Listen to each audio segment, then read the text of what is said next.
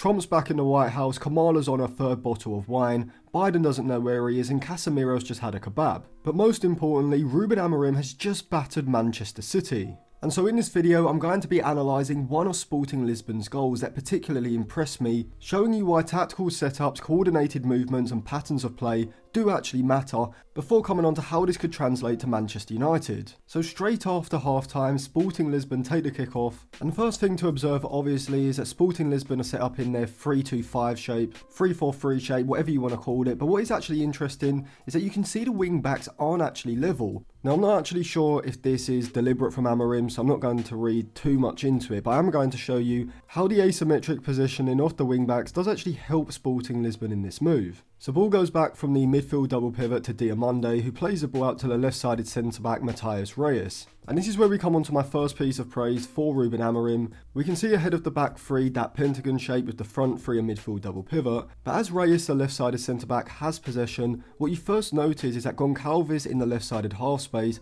as well as Orejo, the left wing-back, are actually holding deeper positions than Trincao and the right wing back on the other side. And the reason why I say this is significant is because with Manchester United currently, one of the big issues I have is that in possession, particularly when the back three or the two centre backs have possession, the midfield players ahead don't seem to be instructed to move closer to the ball. Now at first this may seem counterintuitive, as surely by moving your player closer to the ball this allows the opposition to move closer and just makes everything more congested. However, what you have to factor in is that in order to play these short passing sequences, you actually need to reduce the distance between players. With United under Ten Hag and now even under Ruud van Nistelrooy, the issue is that because the likes of Agarte and whoever's playing in the midfield double pivot with him don't move towards the ball enough, the distance between the centre backs and the midfield is far too great, and so you don't get these short passing sequences. But it's not just to open up the opportunity for short passes, it also works to drag the City players on that side high up the pitch, but also what you can see is that Amorim is very intentional with playing through the centre.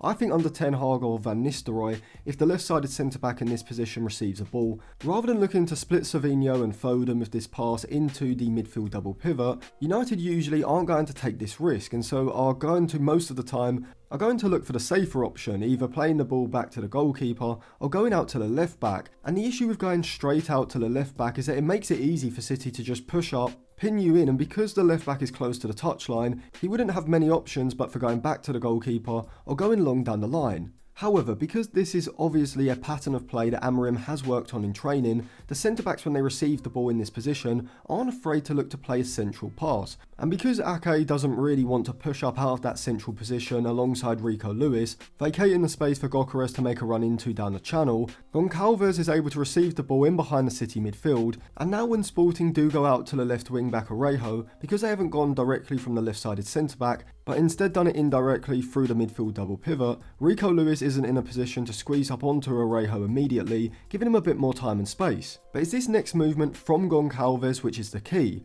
and something that would radically change Manchester United's effectiveness in possession. But before I come on to that, if you like retro jerseys, go over to Jersey FIFA. They've got a variety of different club and international retro shirts, as well as the new season jerseys as well. You can use code Atlantis at checkout for a discount. A link will be in my Instagram bio, which I will leave linked in the description. So after the pass from Goncalves goes out to Orejo, the left wing back, what you actually see is because Rico Lewis has pushed up aggressively and Foden has moved across quickly, Sporting actually look kind of boxed in. But what Goncalves does next is actually the crucial piece of movement which opens up the whole play, and from a tactical perspective is arguably the most significant part of this move. Under Ten Hag, you'd probably see Goncalves just hold his position, which basically does nothing, it doesn't offer any options, but under Amorim, what you see is Goncalves makes a movement into the channel. And the effect of this is that first of all, it opens up the passing lane for Orejo down the line, but more significantly, it drags Kovacic over to a wide position and opens up the space centrally. And this is why when people tell you that tactics don't matter, it's just complete nonsense, because simply by instructing his central players to make this movement into the channel,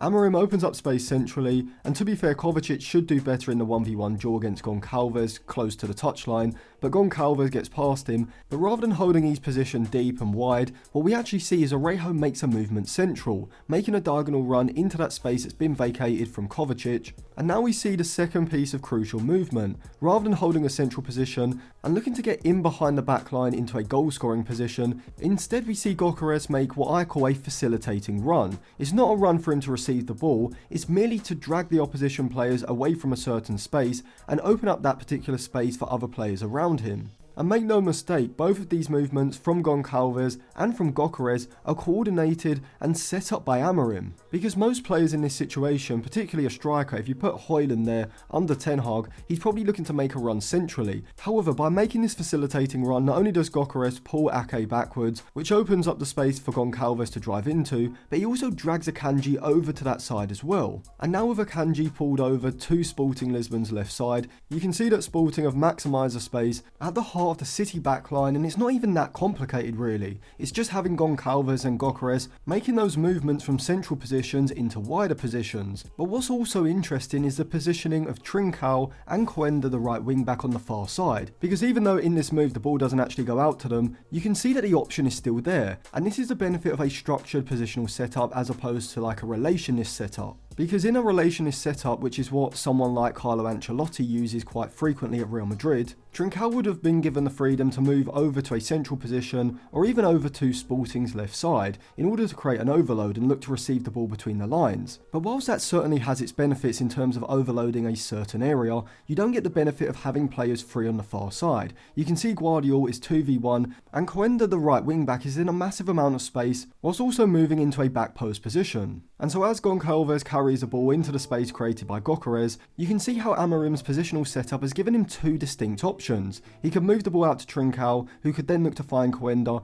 and now Sporting have a 2v1 situation inside the box against City's left back. But he can also do what he actually does, which is take advantage of the space created by Gyökeres' wide movement, and because Amorim has given his left wing back the freedom to make a diagonal run into a central position, which balances out perfectly with the wide movement of Goncalves and Gyökeres from central positions out wide, now Goncalves has a runner ahead of him from a central position looking to get in behind the City back line, and he gets the weight and timing of his pass perfect. And even in this position, you can see that Sporting do have an overload on the far side, so if Ederson was to make the save, Coenda could have a tap in at the back post, but Arejo, because he's made a movement from a central position, he's actually in an optimal shooting position, and he blasts the ball past Ederson to give Sporting Lisbon the lead. But how could Amorim translate this sort of pattern of play to Manchester United, making a few tactical adjustments for individual players? Well, I actually think the likes of Rashford, Garnacho, Bruno, Ahmad and even Mason Mount would all be well suited to playing in those two number 10 roles in the half space behind the centre forward. If we set up the side in that familiar 3-4-3 shape in possession, the midfield double pivot are going to be a lot closer together